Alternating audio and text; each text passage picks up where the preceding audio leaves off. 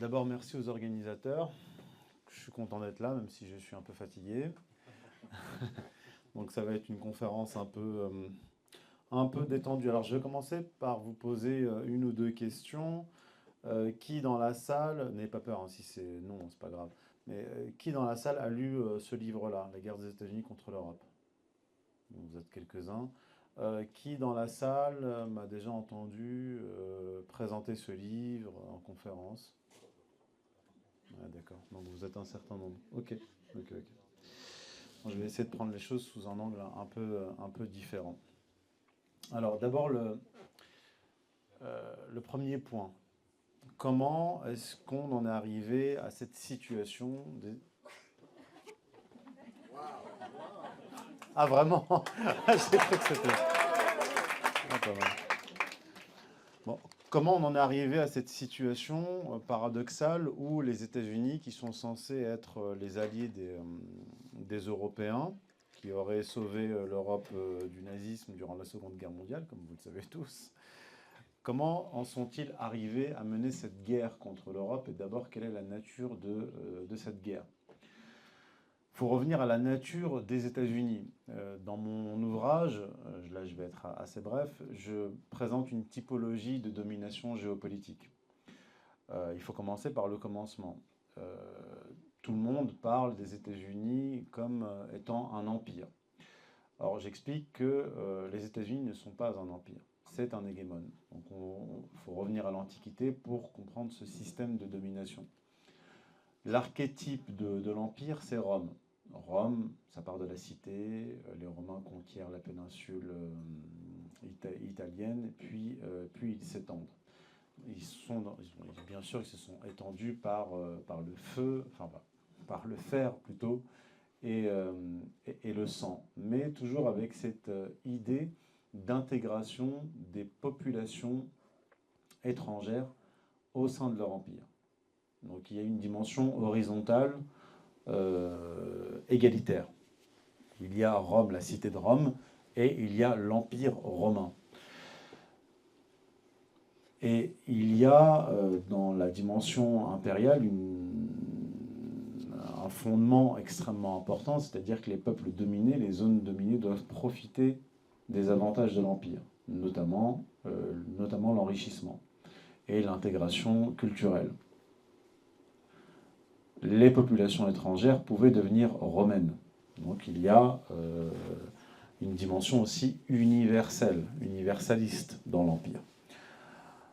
A contrario, l'hégémone, les États-Unis sont un hégémone, mais l'archétype de l'hégémone, Athènes, est a contrario un système de domination non intégrateur, avec une dimension ségrégationniste dans les relations internationales. C'est-à-dire qu'ils sont tellement exclusivistes et ségrégationnistes, les Athéniens, que dans leur système de domination, ils n'ont même pas intégré les autres cités grecques. C'est-à-dire qu'on ne pouvait pas devenir un citoyen athénien. La grande différence entre l'Empire et l'hégémone, c'est que l'Empire s'installe sur la durée, il prend son temps pour s'étendre, parce qu'il doit intégrer les populations, et il perdure sur des siècles. C'est le cas de Rome. Or, l'hégémone, puisqu'il est ségrégationniste, séparateur, suprémaciste, ne dure qu'un certain temps. Athènes, en tant qu'hégémone, n'a perduré que, je crois, 78 ans, même pas 80 ans. Revenons-en aux États-Unis. Les États-Unis, dans un premier temps, dans leur histoire, se sont séparés de l'Europe et n'ont jamais voulu s'ingérer dans l'histoire, enfin dans les affaires européennes, jusqu'à la fin du XIXe siècle. Ils refusaient également que les Européens s'ingèrent dans leurs affaires intérieures.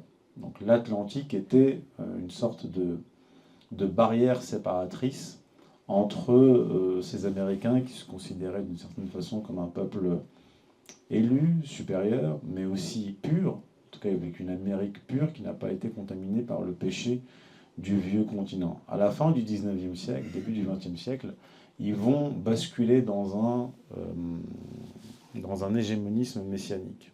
C'est-à-dire que peu à peu, ils vont considérer qu'ils sont investis d'une mission religieuse, celle de sauver le monde, apporter la rédemption au monde comme le Messie, en répandant le libéralisme. Ça a été la grande mission américaine du début du XXe siècle jusqu'à nos jours. Mais sa relation à l'Europe est problématique. Dans un premier temps, comme je l'ai dit, ils voulaient maintenir une séparation entre les Européens, entre eux et les Européens. Dans un second temps, ils ont considéré l'Europe comme un adversaire qu'il fallait supplanter. C'est-à-dire que ce qu'ils appelaient au départ l'hémisphère occidental, c'est-à-dire les États-Unis et leur zone, leur précaré, l'Amérique du Sud, la doctrine Monroe, va devenir, au cours du XXe siècle, notamment tout début de la Seconde Guerre mondiale, l'hémisphère occidental va devenir les États-Unis et l'Europe qu'ils veulent remplacer. Dans cette phase-là, ils considèrent donc que l'Europe est un adversaire qu'il faut supplanter. Et dans la phase suivante, leur objectif va être très rapidement d'intégrer l'Europe à leur grand espace. Mais là encore, on revient à la notion d'empire et d'hégémon. Intégrer l'Europe à son grand espace, ce n'est pas faire de l'Europe une extension, une zone d'extension des États-Unis. Pas comme Rome. C'est-à-dire que la zone dominée, les populations dominées ne vont pas devenir américaines. Elles vont passer sous la coupe des États-Unis. Et l'objectif va être très clairement de profiter des richesses de l'Europe. Donc on n'est pas dans une relation de gagnant-gagnant, mais on est dans une relation de prédation. Par conséquent, on ne peut pas parler d'un Occident collectif. Les Russes parlent d'un Occident collectif parce qu'ils sont en guerre contre une puissance géopolitique, c'est-à-dire les États-Unis et l'OTAN, qui vont intégrer les nations européennes à leur grand espace, comme je l'ai dit. Mais en réalité, historiquement, culturellement, il n'y a pas d'Occident collectif. Il y a un monde anglo-américain, judéo-protestant, et un monde européen, latin, romain, germanique, même protestant, luthérien, qui a été soumis par la puissance maritime. Autre grande différence entre le monde anglo-américain et l'Europe. L'Europe est constituée de nations essentiellement terrestres, tournées vers le continent, et qui a ses intérêts dans le continent, sur le continent eurasiatique. Donc, dans la phase qu'on est en train de traverser, il y a un paradoxe. C'est-à-dire que les États-Unis, qui ont intégré l'Europe à leur grand espace, désignent à l'Europe un ennemi qui est la Russie, pendant que cette même Amérique, dépouille l'Europe, très concrètement. On l'a vu avec les sanctions, mais les sanctions n'ont été que la phase finale d'un système de prédation américain qui s'est étendu pendant des décennies. Car les États-Unis sont passés d'un système industriel productiviste à un système financier qui phagocyte cette économie productive, cette industrie. Donc on est en Occident dans une double guerre. D'abord, il y a une guerre transnationale qui oppose économie fictive et économie réelle. Par exemple, après la crise de 1929, aux États-Unis, il y a eu la loi qui s'appelle le Glass-Steagall Act qui séparait les banques d'affaires et les banques de dépôt pour éviter une nouvelle crise qui est la conséquence de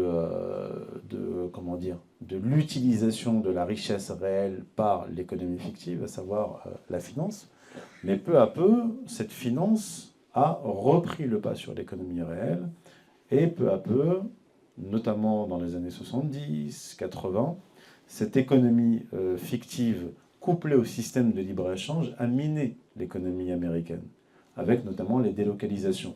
Et puis un, un système qui intègre dans la richesse, dans le PIB, des non-richesses, c'est-à-dire les frais d'avocat, ce que gagnent les traders, etc.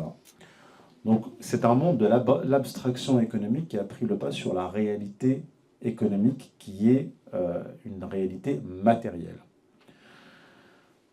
Quand les États-Unis se sont enfoncés dans ces systèmes, à la fois de libre-échangisme et d'économie fictive, ils en ont subi les conséquences de façon très brutale, c'est-à-dire une balance commerciale négative et qui s'enfonce dans les abysses. C'est-à-dire, ça oscille selon les années entre moins 500 milliards de dollars et 900 milliards de dollars.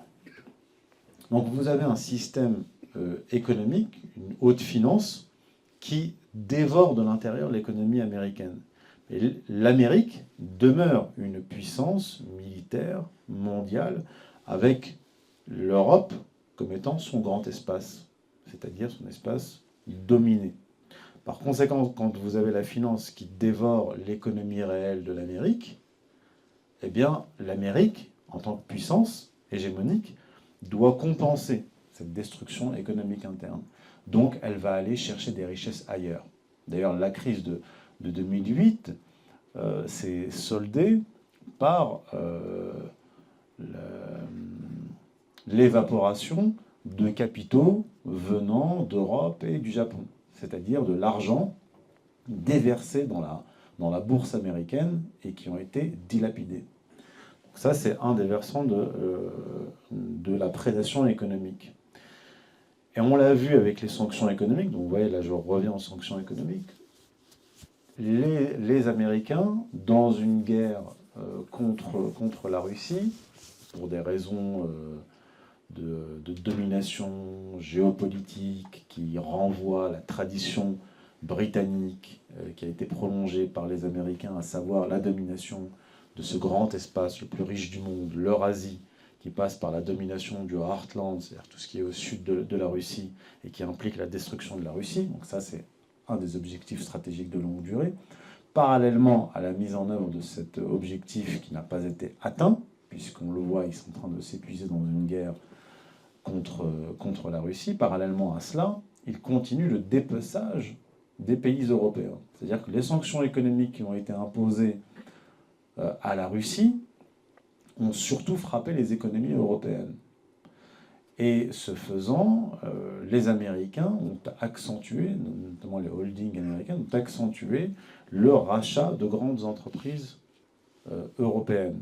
Et ça s'est accentué avec la destruction des gazoducs Nord Stream 1 et Nord Stream 2, puisque les Américains pouvaient proposer aux entreprises européennes de s'installer sur le territoire américain, de bénéficier de subventions qui ont été débloquées de 370 milliards de dollars pour les entreprises américaines, mais pour aussi les entreprises européennes qui s'installeraient sur le territoire américain et qui bénéficieraient aussi d'une énergie moins chère que celle de l'Europe, puisqu'ils ont détruit les gazoducs. Donc je rapporte les chiffres dans mon ouvrage.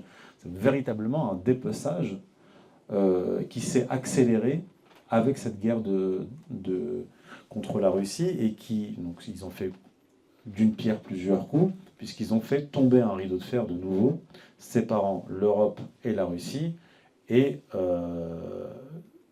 abattant l'Allemagne, puissance industrielle, concurrente des États-Unis, dont l'industrie dépendait de cette énergie pas chère qui venait de la Russie. Donc voilà le tableau.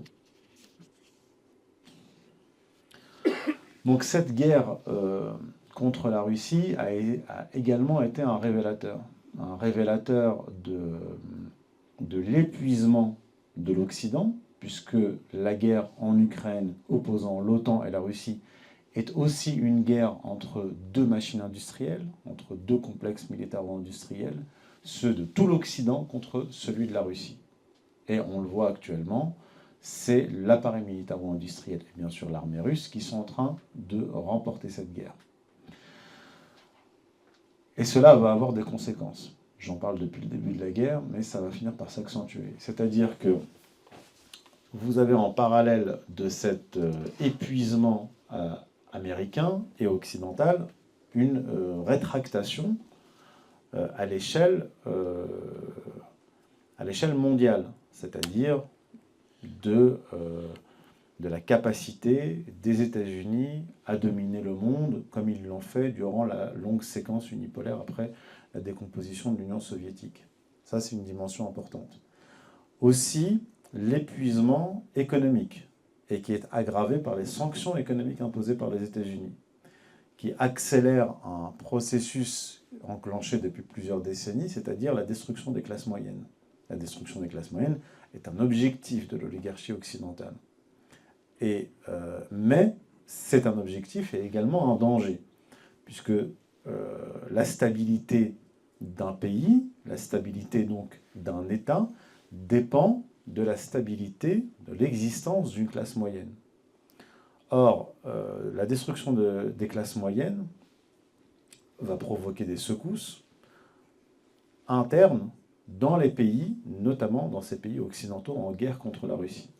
Vous avez eu les Gilets jaunes avant la guerre, vous avez eu les manifestations contre le pass sanitaire qui ont commencé à intégrer une partie des classes moyennes, vous avez eu le convoi de la liberté, vous avez eu là je parle juste de la France, sans parler des autres pays, vous avez eu les manifestations contre la réforme des retraites, et là vous avez les agriculteurs. Sans parler des boulangers et des PME qui sont asphyxiés notamment à cause de ces sanctions économiques américaines imposées à l'Europe. Par conséquent, la victoire russe risque d'entraîner une déstabilisation des régimes européens qui sont engagés dans cette guerre contre la Russie.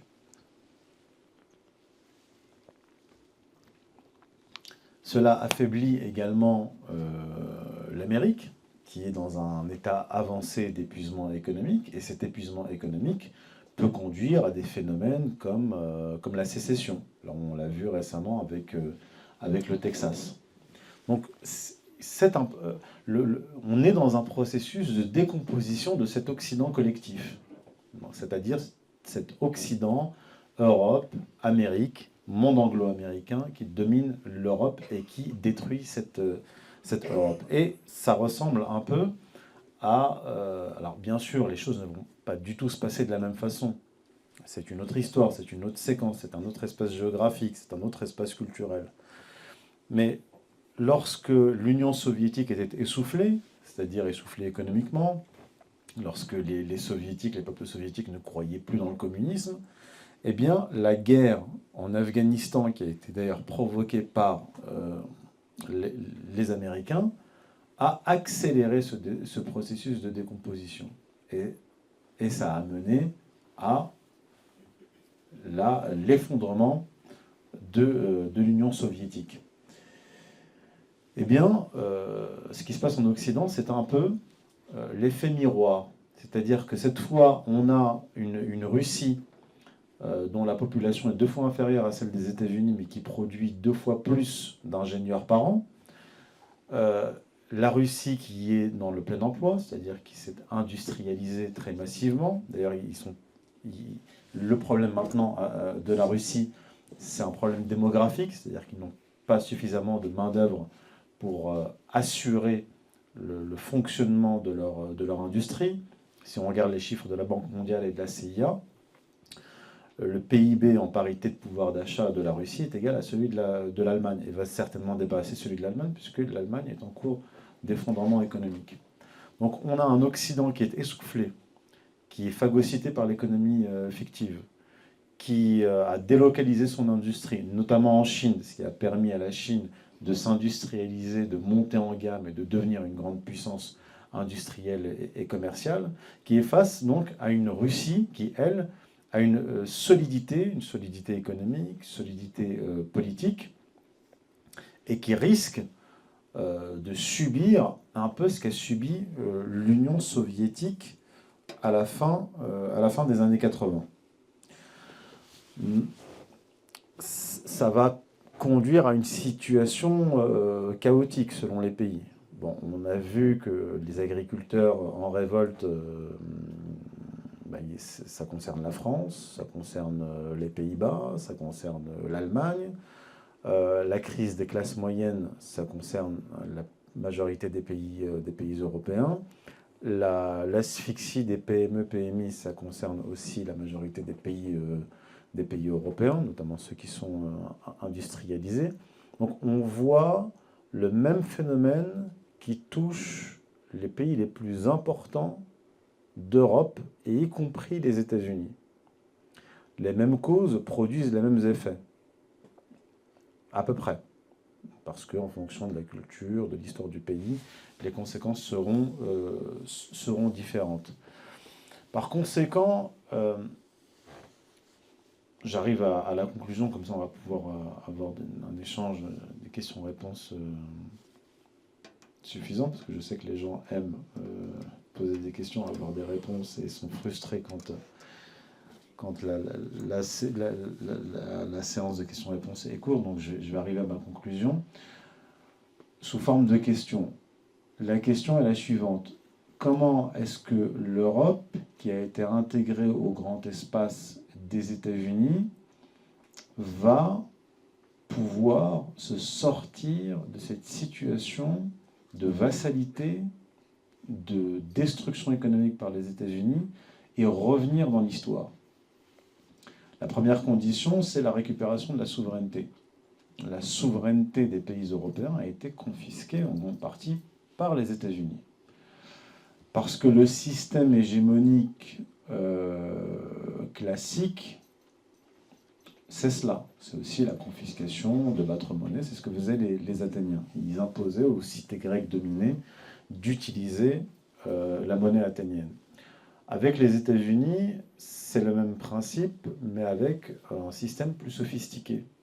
C'est-à-dire que, étant donné que le monde est beaucoup plus vaste, notamment par la démographie, eh bien, pour dominer les pays européens, pas seulement les pays européens, les pays du monde, à la fin de la Seconde Guerre mondiale, en 1944, il y a eu les accords de Bretton Woods qui ont donné naissance aux grandes institutions internationales. Et les institutions internationales qui ont été créées par les Anglo-Américains à la fin de la Seconde Guerre mondiale sont des relais hégémoniques pour les États-Unis, notamment la Banque mondiale, le Fonds monétaire international, l'Union européenne et bien sûr l'OTAN. Et comme vous le savez, la création de l'euro a été une initiative américaine pour neutraliser les pays européens, puisque quand vous perdez le contrôle de votre monnaie, vous perdez le contrôle de votre souveraineté. Par conséquent, le seul moyen pour les pays européens de récupérer leur souveraineté, c'est de se débarrasser de ces institutions internationales hégémoniques qui les empêchent d'avoir une politique extérieure autonome, privée d'une diplomatie autonome, privée de leur monnaie et privée de leur armée, et de la capacité à désigner leurs amis et leurs ennemis. Or, se sortir de ces systèmes hégémoniques implique une révolution, puisqu'il faut récupérer les instruments de la souveraineté et sortir de ces institutions internationales. Bien sûr, les États-Unis ne vont pas laisser faire. Mais ce que l'on voit actuellement, avec l'émergence et la réémergence de puissances mondiales et la constitution des BRICS, c'est que les pays de la périphérie, quand je dis la périphérie, c'est la périphérie par rapport au monde occidental, sont en train de s'en libérer, puisque les pays africains et asiatiques ont le choix entre le monde occidental et les grandes puissances qui ont émergé. Et très souvent, les petits pays choisissent de maintenir des relations avec l'Occident, mais en tissant des relations fortes avec la Russie, la Chine et l'Inde. Le problème pour les Européens, c'est que dans un système multipolaire où il y a des puissances concurrentes qui font face aux États-Unis, les États-Unis deviennent beaucoup plus agressifs vis-à-vis de leurs vassaux européens. C'est-à-dire qu'ils vont ils enfoncent déjà leurs griffes plus profondément dans la chair européenne, puisque c'est leur dernière chasse gardée. Ils sont en train de perdre des zones entières de la planète. Par conséquent, la libération de l'Europe ne peut se faire que dans de graves turbulences. Et d'une certaine façon, la Russie joue malgré elle un rôle dans ce sens. C'est-à-dire que en tenant tête aux armées de l'OTAN, à l'OTAN, en fait, à la puissance industrielle occidentale en Ukraine, elle accélère ce mouvement de déstabilisation des régimes européens. D'ailleurs, c'est tellement vrai que lorsque les Américains ont débloqué les 370 milliards de dollars pour venir en aide aux entreprises américaines et aux entreprises européennes qui acceptent de s'installer sur le territoire américain, Emmanuel Macron est allé à Washington rencontrer les dirigeants américains et leur a dit qu'il ne le traitait pas comme un ami, puisque cette aide qu'ils ont débloquée mettait à mal les produits français et allait affaiblir la classe moyenne. Et il leur a dit très clairement, moi j'ai une classe moyenne qui a besoin de vivre. Donc Emmanuel Macron lui-même est conscient d'une certaine façon qu'il est pris en étau. Il est pris en étau entre les États-Unis et la classe moyenne française. Puisque, comme je l'ai dit précédemment, la destruction des classes moyennes va conduire à la révolte, à une révolte de plus en plus violente. Ça commence avec les Gilets jaunes, 1 500 euros de revenus, ensuite les boulangers, maintenant c'est des agriculteurs.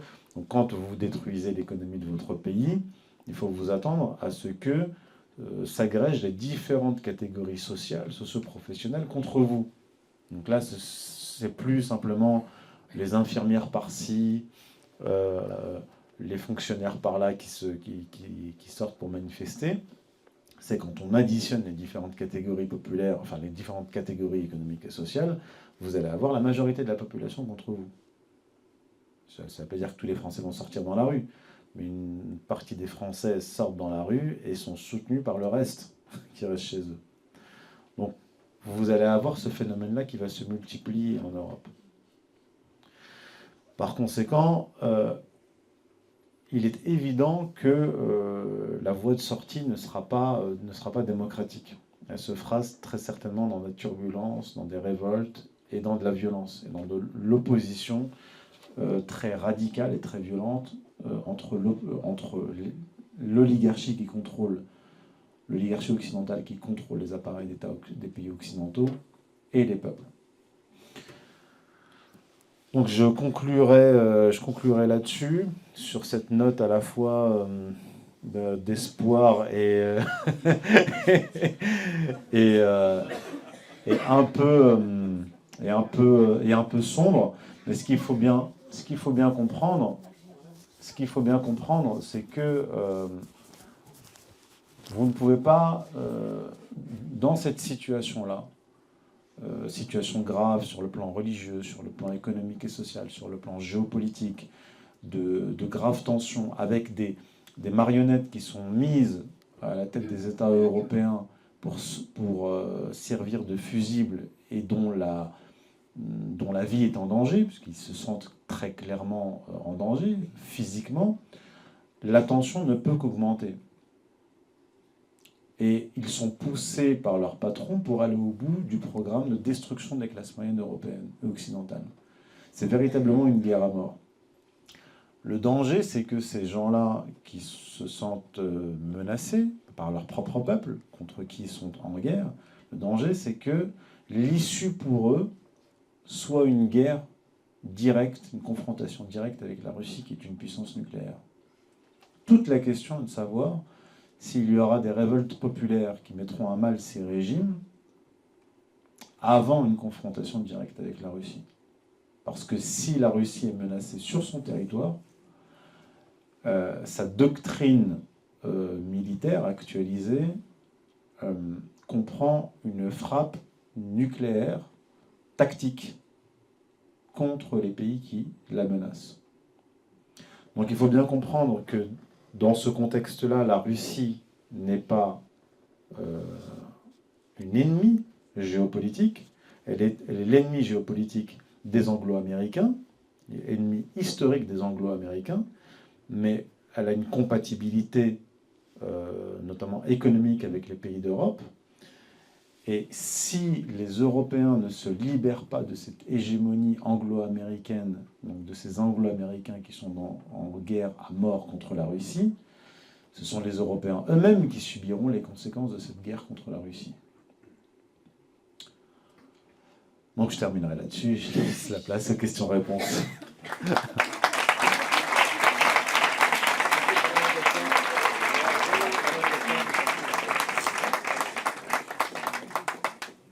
Derrière les Américains, il faut toujours savoir qui finance les guerres pour savoir qui est la cause des guerres.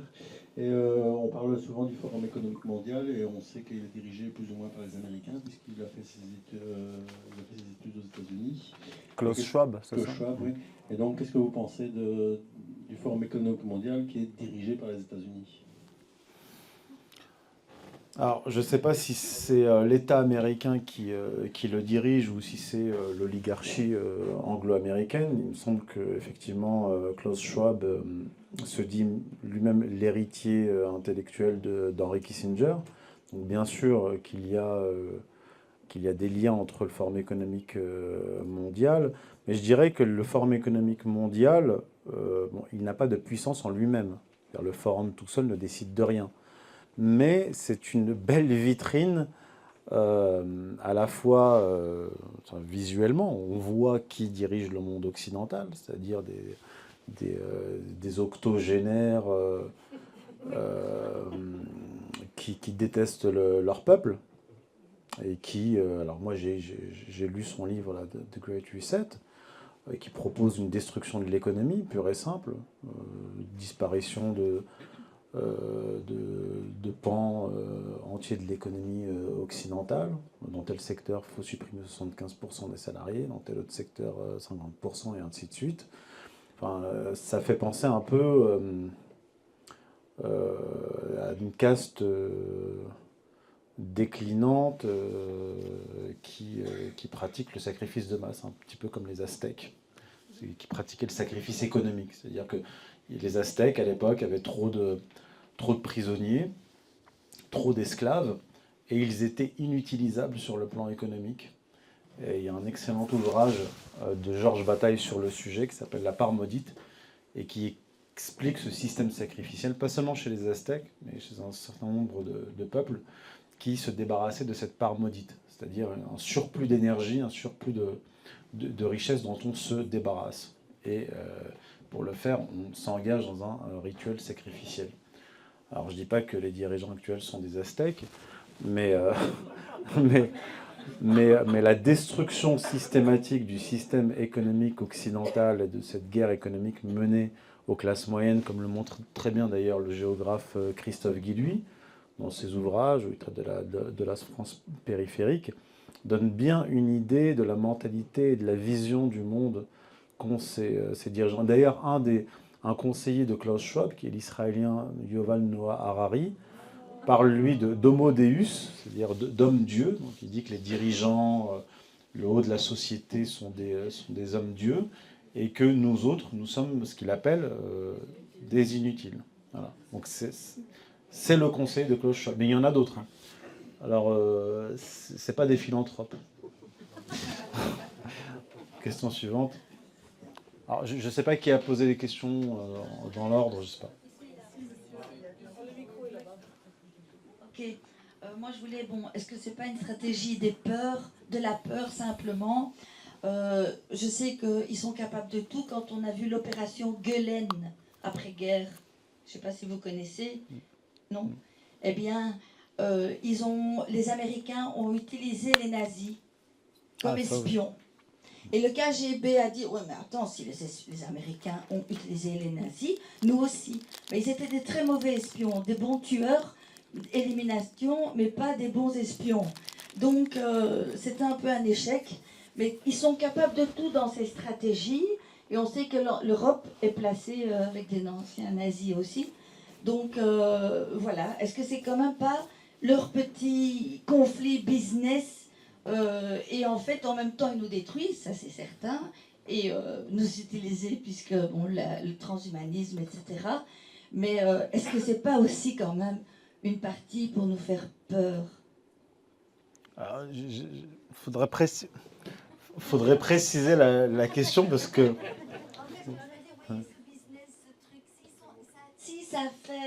S'ils savent faire ce qu'ils ont fait une opération Guelen, s'ils savent faire ça, ils savent faire plein de choses, quoi. C'est quand même dingue de récupérer des nazis. Vous êtes d'accord, quoi? Oui, je suis au courant pour la récupération des nazis, notamment des scientifiques nazis, mais comme je n'ai pas compris la question, j'aimerais passer à la question suivante.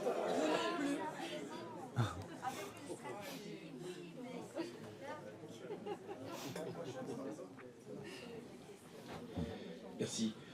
Bonsoir. Bonsoir. Vous n'avez pas parlé de l'Union européenne, vous avez parlé des organisations internationales dont il fallait sortir. Vous n'avez pas parlé de l'Union européenne. Est-ce que Si. je voulais savoir quel est le rôle de l'Union européenne, quel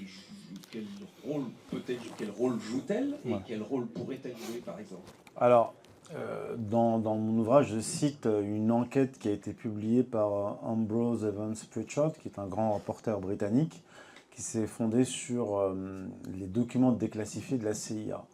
Et il a montré que les Américains étaient à la manœuvre pour la création européenne dès le lendemain de la Seconde Guerre mondiale. Leur objectif était d'utiliser l'Union européenne, comme je l'ai dit, comme relais hégémonique de domination. D'ailleurs, le général de Gaulle l'avait très bien compris, et il parlait, lui, quand il évoquait l'Union européenne, le projet de l'Union européenne, il parlait d'un fédérateur extérieur. Et le fédérateur extérieur, c'était les États-Unis. Donc lui, il avait bien compris cela, c'est pour ça qu'il voulait faire, lui, une Europe des nations. Les autres nations européennes n'ont pas voulu, et l'Allemagne l'a trahi, et les Européens, les dirigeants européens de l'époque, ne voulaient pas du projet de De Gaulle parce qu'ils ne voulaient pas être dominés par la France. Ils préféraient être dominés par les États-Unis. On a vu le résultat. Donc, ce qui s'est passé par la suite, ça a été une neutralisation des pays européens à cause de l'Union européenne. Et ça, François Asselineau l'explique très bien. Comment est-ce qu'on les neutralise? Comment est-ce que, sous couvert de collégialité ou de démocratie européenne, on empêche les pays d'être autonomes et de prendre des décisions qui vont dans le sens des intérêts des nations? Les nations européennes sont des nations différentes, avec des avantages, des inconvénients, des caractéristiques différentes, et elles ne peuvent pas faire les mêmes choix économiques et politiques. Par exemple, l'euro. L'euro a été imposé par les États-Unis, ce que rapportent les Evans, Ambrose Pritchard. Les documents officiels le montrent. L'euro, le projet d'euro, une monnaie unique, ou plutôt monnaie commune, est un projet américain. Or, l'euro est à l'avantage de l'économie allemande, puisque c'est une monnaie forte à la taille de l'économie allemande, un équivalent de Deutschmark à l'échelle européenne, à l'échelle continentale. Et ça a été un gros désavantage pour la France, pas seulement pour la France, mais aussi pour l'Italie. Et on le voit, vous regardez la balance commerciale française et la balance commerciale allemande, jusqu'en 2002, 2003, 2004, la balance commerciale de la France était positive. L'euro est instauré en 2022 et vous voyez la balance commerciale de la France qui commence à chuter. 2002. Moi j'ai dit quoi? D'accord, oui, 2002, pardon, je suis fatigué. Et vous voyez la balance commerciale de la France qui chute et la balance commerciale de l'Allemagne qui monte en puissance. Les chiffres ne mentent pas, c'est très clair. Donc l'économie française a été détruite par le libre-échange, par bien sûr la financiarisation, mais aussi à cause de l'euro. Et dans cette stratégie, alors là c'est énoncé clairement plus récemment par rapport à cette histoire de l'Union européenne par Zbigniew Brzezinski, qui a été conseiller de Jimmy Carter et qui est un des géostratèges les plus importants aux États-Unis. Dans son livre fameux, Le Grand Échiquier de 1997, il le dit clairement. Il dit « Nous devons neutraliser la France, et pour neutraliser la France, nous devons utiliser l'Allemagne. » Donc l'Allemagne joue, dans le cadre de l'Union européenne et dans le cadre de la stratégie américaine, joue le rôle de satrape ou de Gauleiter en Europe. C'est-à-dire qu'elle a bénéficié de l'Union européenne, de l'euro, au détriment de ses voisins, notamment de la France. Et lui, en 97, Brzezinski pointait du doigt les velléités gaulliennes de Chirac et de son ministre des Affaires étrangères à l'époque, c'était Hervé Charette.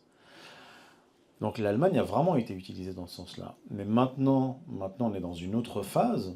Je parlais tout à l'heure de système de prédation américain, où l'Allemagne maintenant est sacrifiée. C'est-à-dire qu'on a utilisé l'Allemagne pour sacrifier les économies des pays européens, et maintenant, c'est comme si l'Allemagne, les Américains sacrifiaient le fils aîné.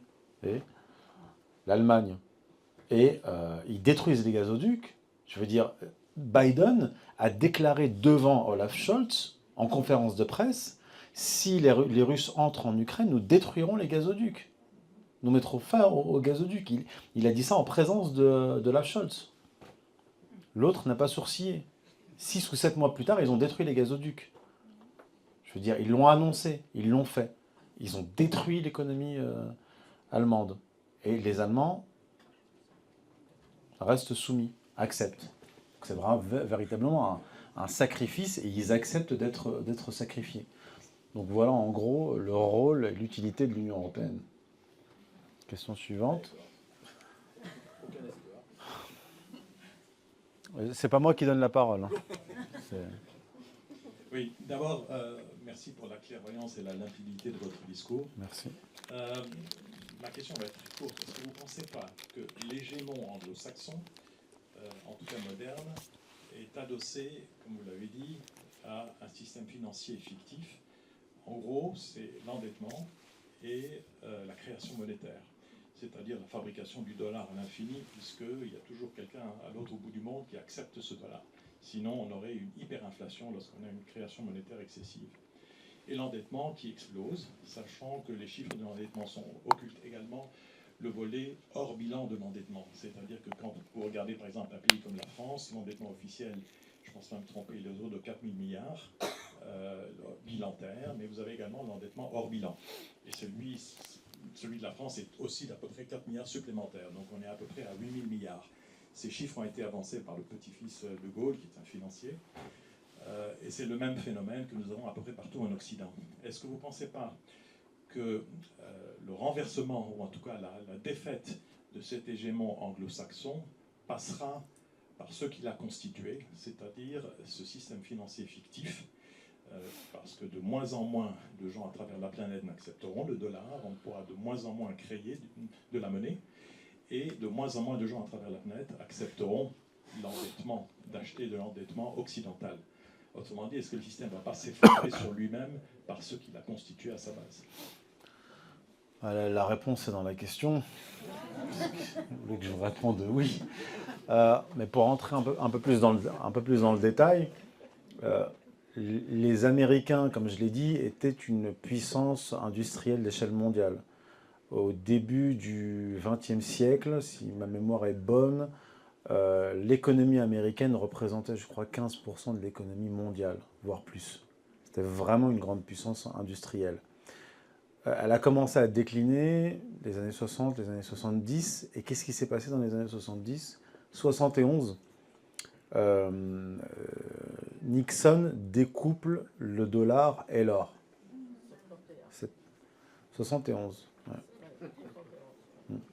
Donc il découple le dollar et l'or. Et ça coïncide avec la période de début de déclin économique des États-Unis et qui va entrer dans sa phase d'économie fictive. Donc un dollar de moins en moins lié à l'économie réelle, à l'industrie, et une économie dans sa globalité de moins en moins liée elle-même à l'économie réelle. Et donc le dollar à l'échelle mondiale n'était plus adossé à une valeur réelle, c'est-à-dire l'or, l'industrie, mais à l'armée américaine. C'est-à-dire que le dollar ne s'imposait plus comme monnaie de référence à l'échelle mondiale grâce à la puissance économique industrielle des États-Unis. Et avant le dollar, le livre sterling britannique qui dépendait de la puissance industrielle britannique, mais de l'armée. Or, ça ne fonctionne que dans un monde dominé. À l'époque, c'était le monde bipolaire. L'Union soviétique avait sa chasse gardée et les Américains leur chasse gardée. Mais dans un système à l'échelle mondiale où vous avez des puissances industrielles qui montent face à des États-Unis qui font fonctionner la planche à billets, qui désindustrialisent leur économie et qui assoient leur dollar sur du vent, donc sur l'armée, ça ne peut pas fonctionner. Et d'ailleurs, une puissance mondiale, une puissance militaire d'échelle mondiale, ne peut être pérennisée que par une puissance économique industrielle. Vous ne pouvez pas vous maintenir en tant que puissance à l'échelle mondiale sans industrie. Or, c'est ça qui est en train de se passer. C'est-à-dire que les États-Unis vivent largement au-dessus de leurs moyens et l'armée américaine vit au-dessus de ses moyens. Donc, le reste du monde, les puissances émergentes et réémergentes ne peuvent pas accepter la domination d'une monnaie qui est adossée sur rien et qui est utilisée par une puissance hégémonique qui n'a plus les moyens de son hégémonie. Et donc, la réaction est très simple. Vous avez la Chine, l'ancien directeur de la banque centrale chinoise dit clairement, on ne peut pas accepter qu'une monnaie soit utilisée comme arme de sanction contre tel ou tel pays. Nous devons donc imaginer une monnaie super souveraine. Alors, ce n'est pas encore le cas, mais déjà, ce qui a commencé, c'est les échanges commerciaux, économiques, entre la Chine, la Russie, des pays d'Asie et d'Afrique, en monnaie locale, ou en yuan. C'est le cas notamment avec l'Arabie Saoudite. Donc vous avez une remise en cause, peu à peu, de ce système hégémonique qui est fondé sur une fiction. Et en fait, la fiction est en train d'apparaître aux yeux du monde avec la guerre en Ukraine. C'est-à-dire que pour gagner une guerre, bien sûr qu'il faut des hommes, mais il faut des armes. Et pour produire les armes, il faut un appareil industriel. Les Américains ont été obligés l'année dernière d'aller chercher 300 000 obus en Corée du Sud et 300 000 obus en Israël pour les envoyer en Ukraine. Donc la Russie à elle seule, son appareil industriel, militaro-industriel à lui seul, tient tête à l'appareil militaro-industriel de tout le monde occidental. Ce qui est logique, puisqu'ils ont passé des décennies à se désindustrialiser, avec le mythe de la richesse, du tertiaire, des frais d'avocat, etc.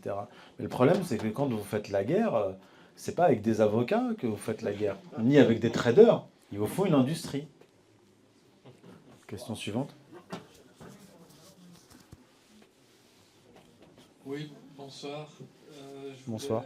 Moi, poser une question par rapport à une zone aveugle de la guerre en Ukraine, où il y a une interview qui date de bien avant 2020, autour de 2016, où Igor Berkut va détailler un projet pour un nouvel Israël dans les provinces de l'Est de l'Ukraine. Et moi, je vois que les pays qui donnent beaucoup d'armement en faveur de la guerre en Ukraine sont des pays qui sont systématiquement dominés par des factions sionistes, comme l'Angleterre, les États-Unis et une partie de l'Union européenne. Et Igor Berkut va dire, ben voilà, Israël est arrivé au bout de son expansion, on a une fuite des cerveaux, les jeunes médecins, les jeunes informaticiens, ils vont faire carrière ailleurs qu'en Israël. Et là, on va faire un Israël 2.0, et il montre une carte de l'Ukraine avec des provinces de l'Est où on voit en fait que la nouvelle destination pour les jeunes cerveaux israéliens, ce sera l'Ukraine, quoi. Une partie de l'Ukraine, hein, pas toute l'Ukraine. Et je voulais savoir si vous étiez au courant de cette interview et s'il n'y a pas un troisième larron qui est masqué par ce conflit entre Est-Ouest, donc entre Russie et le bloc OTAN, et qui piloterait un peu les deux pour faire une guerre par procuration, pour faire place pour des nouveaux arrivants, donc Israël 2.0. Et si vous êtes au courant des intérêts sionistes en Ukraine, quoi. Alors, j'en ai entendu parler d'un projet d'Israël en Ukraine, mais ce n'est pas un projet officiel. C'est des oui-dire. ça me paraît un peu utopique. Alors certes, BlackRock et des grandes sociétés américaines rachètent des terres à tour de bras en Ukraine, mais entre racheter des terres et créer un nouvel État d'Israël, il y a quand même plus qu'un pas. D'autant plus que l'Ukraine a été constituée artificiellement à partir de territoires appartenant à la Russie, à la Pologne, à la Roumanie et à la Hongrie. Quand cette guerre sera terminée, bon, déjà vous avez les Polonais qui lorgnent sur les territoires ukrainiens qui leur appartenaient. Peut-être que demain, les Roumains également vont réclamer leur part. Et les Hongrois aussi. Alors je vois pas où est la place des Israéliens là-dedans. Quand on étudie l'histoire du projet sioniste et qu'on voit les complications que ça a engendré, je vois mal là les Polonais, les Russes, les Roumains accepter un Israël là-bas. Enfin, quand on voit ce qu'a fait Israël au Proche-Orient depuis un siècle, foyer national juif et Israël, croyez-moi, il n'y a aucune puissance régionale, aucun des pays qui va accepter un foutoir pareil à leurs frontières.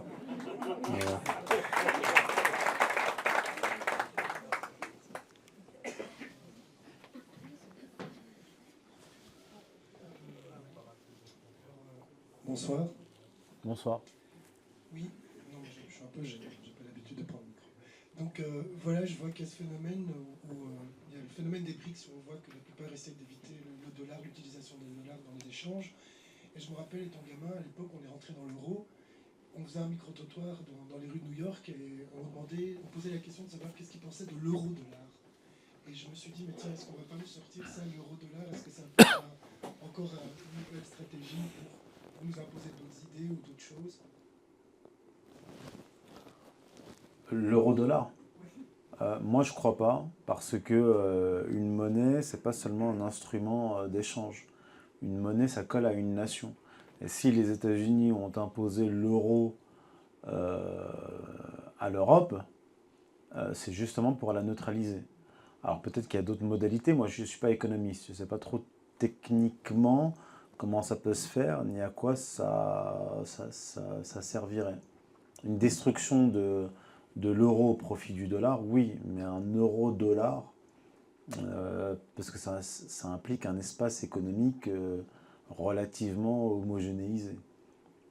Ça me paraît compliqué. Maintenant, il est toujours possible, encore une fois, je ne suis pas économiste, il faut poser la question à un économiste, il est toujours possible de garder des économies nationales et utiliser une monnaie d'échange par ces mêmes nations. Voilà. Monnaie nationale et monnaie supranationale. Monnaie supranationale, oui, ça c'est possible. Mais je ne suis pas économiste, donc je ne vais pas m'aventurer plus loin. Oui, alors ici, juste à côté. Ah oui, là-bas. J'ai deux questions. D'abord, est-ce que l'ONU a un rôle aussi comme vassal de l'Amérique en Europe? Et ma deuxième question, c'est qu'il y a bientôt les élections européennes. À quoi ça sert? Est-ce que ça vaut le coup? Et comment se fait-il qu'on obéisse nous-mêmes individuellement à une Ursula von der Leyen qui n'est pas élue? Je comprends que les autres petits vassaux obéissent parce qu'ils ont probablement des menaces, mais nous, si on dit, est-ce que c'est possible, nous, individuellement, de répondre non, je ne vais pas envoyer mon fils à la guerre, qui a été décidé par des gens qui n'ont pas été élus? Est-ce possible? Alors, la première question, c'était quoi déjà? Ah, l'ONU, à quoi sert l'ONU? L'ONU, c'est encore autre chose, c'est un autre système. C'est totalement différent du système de l'Union européenne et des autres institutions internationales. Parce que l'ONU est aussi investie par d'autres nations. Le Conseil de sécurité est composé de pays qui ne sont pas sous la coupe, ou qui ne sont plus sous la coupe des États-Unis. Bon, la France est sous la coupe des États-Unis, mais vous avez la Chine, vous avez la Russie notamment, au Conseil de sécurité. Vous avez l'Assemblée générale composée de toutes les nations du monde. Et donc Donc c'est pas l'ONU à ce stade n'est pas un pouvoir centralisé. D'ailleurs, les membres des BRICS veulent une réforme de l'ONU pour notamment intégrer, par exemple, dans le Conseil de sécurité, d'autres pays. Ce qui n'est pas normal que ce soit aussi restreint compte tenu de l'évolution du monde. Maintenant, ce qui est vrai, c'est que l'ONU a son siège à New York et que l'ONU a pris la suite de la Société des Nations, et la Société des Nations était dominée par les États-Unis qui n'étaient même pas membres de la Société des Nations. Ils utilisaient notamment les pays membres d'Amérique du Sud pour exécuter leurs ordres. C'était ce qu'appelait Carl Schmitt une présence et une absence. Ils étaient présents tout en étant absents. Le système de l'ONU était quand même un peu différent. Mais de toute façon, ça ne change rien pour les États-Unis. C'est-à-dire que s'il y a des résolutions qui ne vont pas dans le sens des États-Unis, ou par exemple qui condamnent Israël, eh bien, ils posent leur veto. S'ils veulent mener une guerre et que cette guerre n'est pas approuvée par l'ONU, c'est-à-dire qu'elle est illégale, ils la font quand même. Donc, de toute façon, eux, ils se placent au-dessus du droit international, au-dessus de toutes les nations, et même au-dessus de Dieu, puisqu'ils ne sont pas tenus de respecter ni les lois de Dieu, ni les lois des hommes. Donc, à ce stade, aujourd'hui, quand on voit les conflits à travers le monde, notamment là en ce moment en Israël, on se dit qu'effectivement, l'ONU ne sert strictement à rien. Il y a des commissions d'enquête, en ce moment je travaille sur la question de la Palestine et de l'occupation. Je me penche sur les différentes commissions d'enquête qui se sont succédées. Alors vous avez des commissions d'enquête qui ont été totalement dominées par les États-Unis et l'Angleterre, notamment dans les années 40. On a utilisé l'ONU, les commissions d'enquête pour faire le plan de partage de 1947 en Palestine sans prendre en compte ni l'avis des Palestiniens ni l'avis des États arabes. Donc en fait, l'ONU, quand les États-Unis arrivent à manipuler l'ONU ou les commissions d'enquête ou autres, eh bien ça va, ils mettent en avant l'ONU, et puis quand ça ne va pas dans leur sens, quand ils n'y arrivent pas, eh bien ils balayent cela d'un revers de main. On le voit encore aujourd'hui. Donc l'ONU doit être absolument réformée. Mais le problème, c'est que de toute façon, l'ONU, ce qui se passe à l'ONU, est le reflet du rapport de force à l'échelle mondiale des différentes puissances. C'est-à-dire qu'aujourd'hui, ce n'est pas l'ONU qui a empêché la destruction totale de la Syrie. C'est l'intervention russe. C'est pas l'ONU qui a chassé Israël du Liban. C'est le Hezbollah en 2000. Vous voyez, c'est pas l'ONU qui a rendu le Sinaï à l'Égypte. Et c'est pas l'ONU qui rendra le Golan demain. C'est pas l'ONU qui va empêcher l'Azerbaïdjan d'attaquer l'Arménie. Et ainsi de suite, et ainsi de suite, et ainsi de suite. Question suivante. Bonsoir. Oui. Ah oui, vous me demandez à quoi servent les élections européennes. À mon avis, elles sont surtout utiles à ceux qui se font élire au Parlement européen. Mais ça peut avoir une deuxième utilité, c'est de faire entendre sa parole. Alors moi, des fois, je vois comme vous des prises de parole au sein du Parlement européen, et on est content de les entendre. Il y a des députés européens sur différentes questions, que ce soit sur les questions de l'Ukraine, la guerre en Ukraine, sur la question des sanctions, sur la question de la Palestine. Il y a quelques voix quand même au Parlement européen qui se font entendre et qui disent des choses tout à fait justes et intéressantes. Au-delà de cela, de toute façon, c'est une usine à gaz absolument pas démocratique, et tout se décide à la Commission européenne. Et vous avez parlé de Ursula von der Leyen. Personne n'a élu Ursula von der Leyen. C'est une dirigeante corrompue qui dirigeait le ministère de la Défense en Allemagne. Plus personne ne voulait d'elle en Allemagne. Elle a été parachutée à la tête de la Commission européenne. Elle a signé des contrats de je ne sais combien de milliards avec Pfizer, des contrats totalement obscurs, et on a imposé au peuple des injections avec des produits expérimentaux. Oui, bonsoir. Bonsoir. Oui, vous avez parlé de la révolution, en fait. Pour renverser tout ça, il faudrait une révolution. Mais si le peuple ne veut pas se lever et faire de révolution, ce serait quoi la solution? Est-ce que ce serait plutôt de quitter l'Europe? Que les Européens quittent l'Europe, c'est ça? Pour laisser la place. Non, non. Quand je parlais de révolution, je ne parle pas de révolution menée par des professionnels. Je dis que c'est une condition. C'est-à-dire que si les Européens veulent si les peuples européens veulent se sortir de l'escarcelle états-unienne, de cette domination, la révolution est nécessaire. Je ne dis pas qu'elle va advenir. Par contre, ce que je dis, c'est que la destruction de l'économie et de catégories socio-économiques entières en Europe conduit à des mouvements de révolte. Pour prendre juste le cas de la France, depuis 2018, tous les ans, vous avez une nouvelle révolte. Les Gilets jaunes, je l'ai dit. Déjà en 2013, vous aviez eu les bonnets rouges, qui s'étaient révoltés contre la taxe écologique, qui avait été décidée au Grenelle de l'écologie en 2008, je crois, ou 2009. Ensuite, vous avez eu les Gilets jaunes. Ensuite, vous avez eu les manifestations contre le pass sanitaire. Ensuite, vous avez eu le convoi de la liberté. Ensuite, vous avez eu... qu'est-ce que vous avez eu d'autre? Les retraites. Les boulangers. Maintenant, les agriculteurs. Donc, je veux dire, si on a un regard d'historien sur cette séquence-là, juste en France, je ne parle même pas des autres pays européens où ça bouge aussi, vous avez une dynamique de révolte et d'instabilité, où vous avez un régime qui est obligé d'utiliser des méthodes extrêmement sévères pour réprimer les révoltes. Ce n'était pas le cas il y a encore quelques années, sous Chirac, même sous Sarkozy.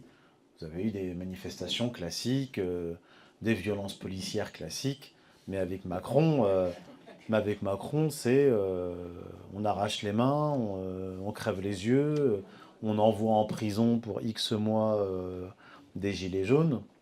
Ça se durcit, ça va être de plus en plus dur. Bonsoir. Déjà, merci. Moi, j'ai une question. Alors, si j'ai bien compris, les pays d'Europe auraient tout intérêt de se sortir de l'emprise des États-Unis pour survivre économiquement et de trouver un allié côté russe. Et en fait, moi, je voudrais savoir, dans ce cas-là, quel serait l'avenir des États-Unis? Non pas que je m'inquiète pour les États-Unis, mais je me demande si ça ne serait pas pire comme cas de figure que celui qu'on est susceptible de connaître actuellement. L'avenir des États-Unis, comme je l'ai dit, les États-Unis sont entrés dans un processus d'autodestruction économique depuis plusieurs décennies. Mais il y a eu des réactions. Déjà sous Obama, ça a commencé à réagir. Et puis avec Trump, ça s'est accentué. C'est-à-dire que Trump s'est fait élire sur un programme clair de protectionnisme économique, de retrait des forces américaines des zones d'opération. Il avait déclaré que les Américains avaient dépensé 9 000 milliards de dollars dans des guerres inutiles. Donc il y avait un couplage à la fois de protectionnisme et de relatif isolationnisme. Les États-Unis, les dirigeants américains n'ont pas renoncé à l'hégémonie. D'où la guerre en Ukraine, d'où la contention de la Chine, qui s'accentue. Parallèlement à cela, vous avez quand même une tentative de réindustrialisation des États-Unis. Mais le problème, c'est que le processus d'autodestruction de l'industrie, de disparition des ingénieurs, et ainsi de suite, a des conséquences sur la longue durée. Donc même si vous menez des réformes protectionnistes, vous n'allez pas réussir à redresser la barre et revenir « Make America Great Again », ça n'arrivera pas. L'Amérique ne redeviendra jamais ce qu'elle a été. Par contre, ils peuvent limiter la casse. Et c'est ce qu'ils essayent de faire. Mais avec ce qui s'est passé là récemment au Texas, on se dit que le processus de désintégration de l'Amérique, et même de guerre civile, parce que vous avez une opposition très très nette, pas seulement sur le plan économique, parce que le Texas est un État riche qui apparemment ne veut plus trop supporter les dépenses des autres États, mais aussi une opposition culturelle entre la côte Est et la côte Ouest, gauchiste, liberal, comme ils disent là-bas, progressiste, et le cœur de l'Amérique qui rejette ces réformes sociétales. Et à la tête du pouvoir américain, à la tête de l'establishment américain, vous avez aussi une opposition très très virulente entre des wokistes, hégémonistes de gauche, enfin, des démocrates, et des gens représentés par Trump ou par Elon Musk, qui sont relativement conservateurs et qui sont, eux, attachés à l'économie réelle et au retrait des États-Unis de certains théâtres d'opération. Donc il y a une opposition, il n'y a pas qu'une opposition à l'échelle mondiale entre les États-Unis et les puissances montantes, mais il y a aussi une opposition très forte à l'intérieur même des États-Unis. Ce qui n'est pas le cas, par exemple, en Inde, en Chine ou en Russie. Vous pouvez avoir des factions, effectivement. En Russie, ça existe. J'imagine qu'en Inde aussi ou en Chine aussi. Mais c'est des systèmes politiques relativement stables et ils ne sont pas entrés dans des guerres civiles. C'est-à-dire qu'on ne voit pas en Chine l'establishment qui est en lutte avec lui-même. Ni en Inde, ni en Russie, mais aux États-Unis, oui. Aux États-Unis, même plus qu'en Europe. Question suivante. Par rapport à la bombe nucléaire, quelle preuve on a qu'elle existe? Parce que je pourrais très bien dire j'en ai une pour vous faire peur. Secondo, s'il devait un jour la lâcher, comment on fait pour s'en protéger? Parce que ceux qui auront provoqué ça auront des bunkers. Nous, on n'en a pas. Et ma seconde question par rapport à une révolte du peuple. La révolte du peuple, le jour où elle se fera réellement, sérieusement, comment se protéger de l'opposition contrôlée qui va venir tout casser? Comment les repérer? Merci. Alors, il y a beaucoup de questions sur les têtes nucléaires. Alors, il faut s'adresser à l'agence pour l'agence, je suis fatigué, sur le nucléaire. Donc, je ne suis pas inspecteur, je ne suis pas capable de vous dire, mais je crois que les Russes, ils en ont, les Américains, ils en ont, ils s'en sont servis. Voilà, je ne vais pas vous faire la liste. Les Israéliens, officiellement, ne l'ont pas, mais ils l'ont. Ils l'ont. Maintenant, si vous avez des preuves, je suis preneur. Si vous me dites qu'il y a des pays qui ne l'ont pas. Maintenant, comment se prémunir contre une bombe atomique? Je veux dire, si on rentre dans une guerre nucléaire, c'est pas la peine. Moi, je vais pas courir aux abris, c'est fini. Hein. Voilà. Vous faites vos dernières prières. Et bye bye. D'ailleurs, même les Russes l'ont dit. Ils ont dit, Poutine l'a dit. Nous, on ne veut pas d'une guerre mondiale, puisque ça implique une guerre nucléaire. Et s'il y a une guerre nucléaire, c'est la fin de l'humanité. C'est la fin. Ça veut dire quoi, tactique? Tactique, bombe nucléaire tactique, c'est des têtes nucléaires de puissance moyenne. Alors elles sont, je crois, plus puissantes que celles qui ont été balancées par les Américains sur Hiroshima et Nagasaki. C'est quand même plus puissant. Ça veut dire aussi cibler certaines capitales? Oui, ça veut dire cibler certaines capitales. Alors, parce qu'en fait, on dit tactique, puissance moyenne, c'est relatif. À l'époque, les Américains ont utilisé à l'époque, elles étaient puissantes, elles ont des villes. Mais il faut savoir qu'aujourd'hui, par exemple, les Russes ont des bombes atomiques capables de rayer la France de la carte. Pas seulement Paris, la France. Voilà. Maintenant, oui, par rapport aux révoltes et l'opposition contrôlée. Alors, l'opposition contrôlée a pour but d'empêcher la révolte et la révolution. C'est ça son but. Mais si la révolution advient, ça sera trop tard. Là, il faudra qu'il passe à un autre niveau d'opposition contrôlée. Parce que c'est pas avec Philippot qui fait danser la danse des canards pendant le Covid qui va empêcher quoi que ce soit, si la révolution advient. Non mais c'est vrai, il fait vraiment ça, il a fait vraiment danser la danse des canards. Donc le but de l'opposition contrôlée, c'est d'empêcher, de mener la colère populaire vers des voies de garage, c'est-à-dire, bon, voilà, les gens sont très en colère, ils veulent en découdre, vous leur dites rendez-vous au Trocadéro de telle heure à telle heure, les gens viennent, ont beaucoup d'énergie, puis vous mettez de la musique, vous les faites danser, et à la fin de la journée, ils rentrent chez eux. Voilà. Et l'autre rôle de l'opposition contrôlée, c'est d'éviter de désigner l'ennemi. Parce que le critère du politique, selon Schmitt, c'est la distinction entre l'ami et l'ennemi. Or, si vous êtes dans une lutte politique et qu'on vous désigne le mauvais ennemi, je sais pas, le prolo, le chômeur, l'immigré, le musulman, etc., vous êtes sûr que votre lutte politique n'aboutira à rien. Voilà. Donc c'est aussi l'objectif de l'opposition contrôlée. Mais, de toute façon, les temps sont tellement radicaux que l'opposition contrôlée elle-même est obligée de se radicaliser et d'adopter un discours qui colle à l'opposition radicale. Donc à la limite, ils s'annulent eux-mêmes. À un moment donné, l'opposition contrôlée ne devient plus qu'un pont qui mène vers l'opposition radicale. Donc à un moment donné, voilà, je veux dire, les agriculteurs, vous allez faire quoi? Vous allez leur faire danser la danse des canards eux aussi? Non, ça ne peut pas fonctionner. Donc vous allez avoir une superposition de révolte, de colère.